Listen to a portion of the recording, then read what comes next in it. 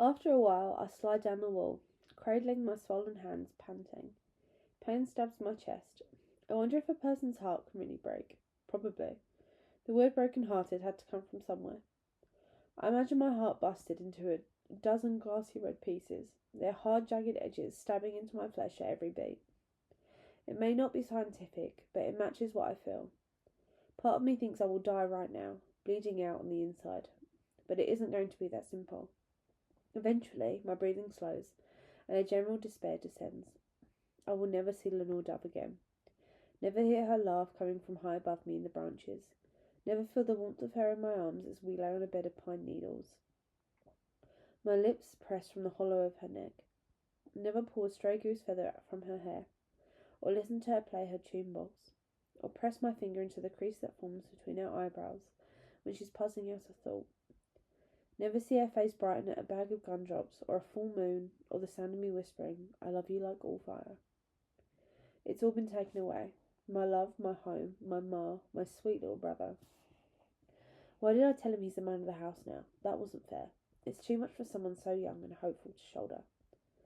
My mama on poor side used to say that Sid was born looking on the sunny side. I think he's missed a lot of trouble down here on Earth because he's always studying the sky. He's fascinated by the sun, the clouds, and the bodies that come out at night. Tam Amber taught Lenore Dove about the stars, as the Covey used to navigate by them long ago, and she taught Sid. On a clear night, he drags us all outside to see the pictures they make. There's the water dipper, just like ours in the bucket. That over there, that's the bow hunter. He looks like Burdock, don't you think? That one's a swan, but Lenore Dove says she calls it a goose. And that's yours. Ma, see the W. That's yours. W for your name, Willamay. And flipped around, it's an M for Ma. And Ma always looked pleased, because when she does get anything nice, let alone something so fine as her own set of stars, it's all about her giving things to us. I pretended not to see her bring in a chicken last night, that I'm sure she plans a fry for my birthday. Probably took on an extra wash to afford it. Will she be able to make ends meet without my wages from Hattie? Will she? Or she'll die trying. Ma. Oh, Ma. Plutarch was right. I did mess up. Big time. And I will pay for it with my death and with the broken hearts and lives of everyone who loves me. I stare out at the trees flying by. I always thought if one of us shook free of 12, it would be Lenore Dove. Her people were great travellers once, going from district to district to perform their music. Tam Amber remembers it, as he was about my age when the war ended and the peacekeepers rounded up the Covey, killing all the adults and confining the kids to our districts. Nothing Lenore Dove loves better than those stories of the old days, with her kin rattling around in a broken-down pickup. When fuel got scarce, they resorted to hitching it up to a team of horses. By the time they were herded into 12, the team was pulling an old wagon, and most of them were on foot, but they were making it work, cooking over open fires and rolling into towns, playing in warehouses like the Hob, or fields if there were none available, famous in their ways to the locals. I'm sure their life had its trials, but she has such a romantic view of it. I never mentioned that. Returning to it is impossible, since no one can leave 12, and her uncles would never entertain the idea of hitting that road again. But Lenore Dove's convinced that there must be people outside of Panem, far to the north. Something she takes to disappearing deep in the woods. I worry she's not coming back. Not really, but a little. I guess I can let that go now. Whether we outrun the storm or it outruns us, the lingering raindrops from the window make me think about the cistern, and how I ran off to see Lenore Dove instead of going home to fill it. I don't regret that precious final rendezvous with my love, but I wish I could have left Sid and Ma with a full tank, not just the few gallons that the rain barrel might provide. Not that I think Ma will be able to do laundry this week, or, I don't know, maybe she will. She didn't miss a beat when Pa died. She just made a giant pot of bean and ham hock soup, the way we do in the scene when someone dies, and got back to work. I remember sitting by the stove, my tears splashing on the floor a few inches from a puddle under a miner's shirt. In winter, clothes have to be hung inside to dry. Something's always dripping. The rain keeps rolling on, putting miles between me and everything I've ever known or loved or hoped for.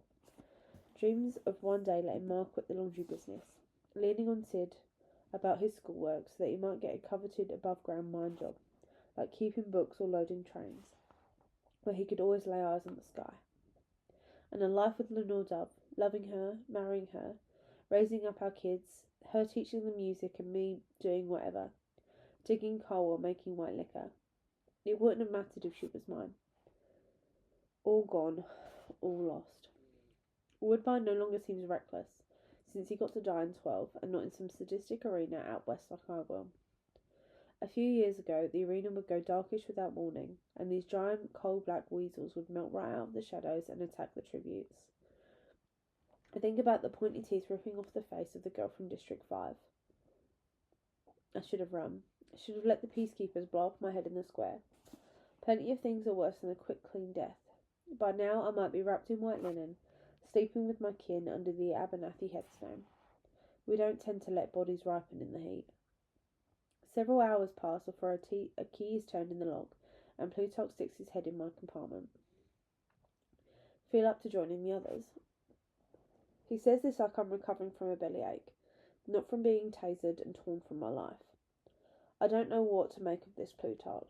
I hate him for forcing Mara and Sid to play out for the cameras, but he did let me hug them when Drusilla said I couldn't, and he probably saved Lenore Dove's life by asking to keep her for the tearful goodbye.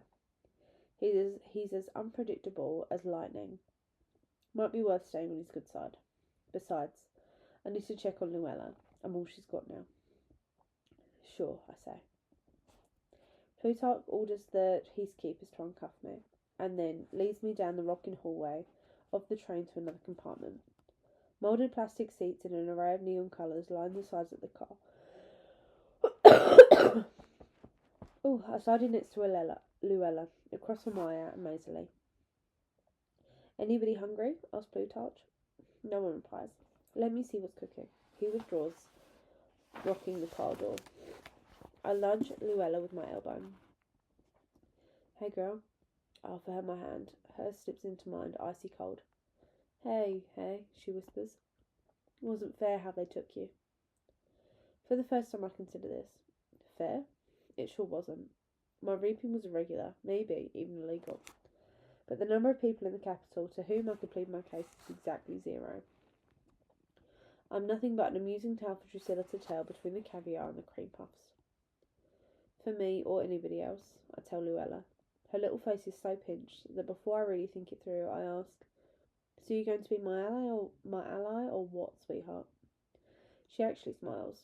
It's an old joke. When she was 5 and I was 8, she decided she was my sweetheart and trailed after me, telling anyone who would listen. Oh boy. It lasted about a week when she transferred her affections to a boy named Buster, who gave her a bullfrog. I think her heart would have moved on anyway, as you're probably not too stuck on someone you have burping contests with, but we're still good buddies. If I had a sister her age, I want her to be just like Luella, and I've harboured the hope that she'd wait for Sid to grow up before settling on a real sweetheart. Now, of course, her chances of growing up are nil. She's forever frozen at 13. I'll be your ally, she says. You and me, we can trust each other. You might think this would kick off a general District 12 alliance, but as I consider the other candidates, I'm not sure that's desirable. I can't get a read on Wyatt. On one hand, that blank stare doesn't suggest a lively mind. On the other, he's fairly good size, and I've never heard anything bad about him, which is more than I can say for Maisley. I've no shortage of information on her, most of it garnered first hand, and none of it flattering. Maisley Donna, where to begin? Right from when we started school, she and Merrily made an impression on me. Not just because of their town ways, but because my ma had recently lost a set of twins. 2 little girls, tiny things that came too early. She grieved them mightily in her way, scrubbing clothes against her washboard until they shredded, and while Pa was never one to show his feelings, I heard him bawling when he thought I was asleep. The Donner twins have always held a certain fascination for me, as I wondered what my own sisters might have been like. Not like the Donners, I hope. I guess Merrily isn't too bad, except she tends to go along with everything Maisley does, and Maisley's been too good for the rest of us from day one, pressing about in her shiny shoes and nail polish, and never without some kind of ornament. How that girl loves jewellery. I look at her now, staring out at the train window, her fingers entwined in the strands of half a dozen necklaces, some beaded, some braided cord, some with trinkets hanging off of them, and at least one real gold. While scene folk might have a treasured ornament or two, nobody has 6 necklaces, and if they did, they wouldn't show off by wearing them all at once. Plutarch slides open the door and steps back to admit a capital attendant bearing a tray heaped with sandwiches, each one loaded with a day's wages of meat, fresh ham or roast beef or chicken cut thin and piled high, and sports a small paper flag of Pan Am on top. My mouth starts watering, and I realise I haven't eaten since breakfast. The attendant offers the tray to Luella, who hesitates, overwhelmed by the bounty before her. The McCoys can go weeks without meat, and what they do generally get comes in a tin. The attendant registers her discomfort and adopts a patronising tone. Is there a problem, miss? Luella reddens, and the McCoys don't lack pride. Before she can answer, Maisie snaps. Of course there's a problem. Do you expect her to eat with her hands, or do you have plates and silverware in the capital? Now it's the attendant's turn to blush. He stammers out, they're just sandwiches. I mean, people pick them up. Without even a napkin? Asked Maisie. I seriously doubt that. The attendant turns to Plutarch's throne. Do they get napkins? Certainly. They're our guests, Tibby, says Plutarch mildly. I've got a few things to check on the kitchen. Let's see if we can scrounge up a few plates too. Excuse us. When the door clicks shut, I can't help laughing. Shut up, says Maisie. Listen, Luella, if you let them treat you like an animal, they will, so don't let them. It's a little too much for Luella. Her eyes narrow and she retorts, I wasn't planning to. Somebody cut me off. Fine, says Maisie. You don't need my help. I don't need help from anybody who says my sister uses coal dust for powder, Luella tells her. Maisie smiles a little, remembering. She got a lot cleaner after that. This reminds me of when I was 6 and got chiggers, and Maisie nicknamed me Itchy Itchy Hey Mitchy. It's not funny. Itchy Itchy Hey Mitchy. Nobody would come near me for 2 weeks, even though I told them I wasn't contagious. The name still makes me cringe 10 years later. Any inclination I had to team up with Maisie disappears. She's making this ally thing easy for us, I say to Luella. She sure is. Luella crosses her arms, and then something catches her eye and frowns. I follow her gaze to Wyatt, who looks as remote as ever, his eyes fixed on a sign on the door that reads, Watch your step. There's a glint in the evening sunlight. He's knuckle rolling a script coin in a smooth, practiced fashion. At the click of the key in the latch, the coin vanishes. Tibby wheels in a cart laden with the dinner stuff. Everything seems to be made of plastic in this train. Cart, seats, utensils, cups and plates. Easy to spray down and sanitize after we're out, I guess. I checked, and there's a surprise for dessert. Plutarch teases from the door. Like we need any more surprises today. Tibby hovers over Luella. Now what can I get you? We have chicken, ham, and roast beef. Ham, says Luella. Sure you don't want to try roast beef as well? The chef uses a marinade that makes it rather special, says Tibby. Why not? Luella accepts her plate, napkin, utensils, and a bottle of lemonade. When Tibby turns to Maisie, his deliciousness vanishes. And you? Maisie takes her time considering the platter. The roast beef, as rare as you have it. She spreads her napkin out to protect her skirt and arranges her utensils on top of it. Trays wouldn't be unheard of, but never mind. When Wyatt and I have received loaded plates, I order all 3 sandwiches. The attendant and Plutarch withdraw. I look at Maisie, who's daintily cutting hers into tiny bites and spearing them with her fork. Believe me, no one in Pan Am, not capital or district, eats a sandwich like that. I decide to start with the ham and take a big bite. Boy, it's good. Smoky, salty, and drizzled with something that tastes like Mars chow chow. I notice Luella peeking under the top layer of bread. Go on, eat up, I tell her. My ally could use some meat on her bones. She digs in. It doesn't take long for me to polish off the sandwiches and drain my lemonade bottle. The food lifts my spirits a bit. Maybe there's a way out of this. Like, we make a break for it and jump from the train. As I puzzle over how we might achieve this, Plutarch reappears and invites us to move to the lounge car with him. In the hall, I check for possible escape routes, but peacekeepers block every potential exit. We relocate to the back of the train, where an area is done up like a sitting room. The plastic upholstered furniture is softer and stickier than our compartment seats. Capital News plays on the screen built into the wall, and the recap of today's reaping begins by the time we've settled in. I've been working on the District 12 segment all afternoon, says Plutarch.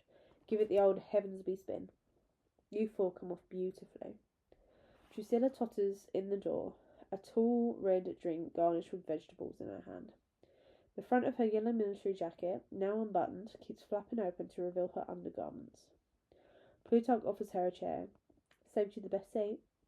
She collapses into it, pulls a stalk of celery from her drink, and chomps on it. How old did I look today, Plutarch? Plutarch, ooh, not a day over 30, Plutarch promises. Everybody commented on it.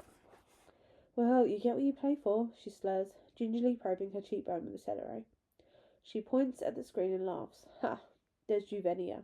Little Miss Perfect didn't get any cloud cover. She looks ghastly, don't you think? Juvenia, a pint-sized lady in 6-inch heels and pink polka dots, begins calling names in District 1. The programme moves on, and they air every district's drawing. Besides us, 44 tributes are reaped today. Half girls, half boys of every shape and size. As usual, the kids from Districts 1, 2 and 4 live up to their nickname as the Careers, which means they seem to have training for the Hunger Games since birth. Here and there, Chance has thrown in some additionally brawny kids, but plenty of scrawny ones to balance them out. On the brawny to scrawny scale, I do okay, largely because of all those bags of grain I haul for Hattie, but some of those Careers could crush me like a bug, and Llewellyn's yet to get her growth. As a strapping boy mounts the stage in District 11, Druce illustrates the obvious. You lot better be able to run. She doesn't even say this in a mean way, which makes it scarier. Other factors besides size come into play. Brains, skills, strategy. I never rule out luck, says Plutarch. Your mentors will talk you through everything. Our mentors. Our guides. Our masterminds. Our protectors in the Hunger Games.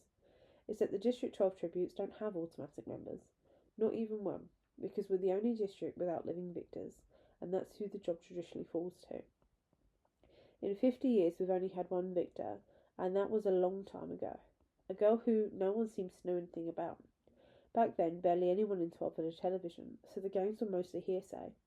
I've never seen her in clips of old shows, but then, those early efforts are rarely featured. They are said to be badly filmed and lacking in spectacle. My parents weren't born yet, and even Marmor couldn't tell me about the girl. I brought up her Victor with Lenore Dove a few times, but she never wanted to discuss it. Lucy Gray mentioned!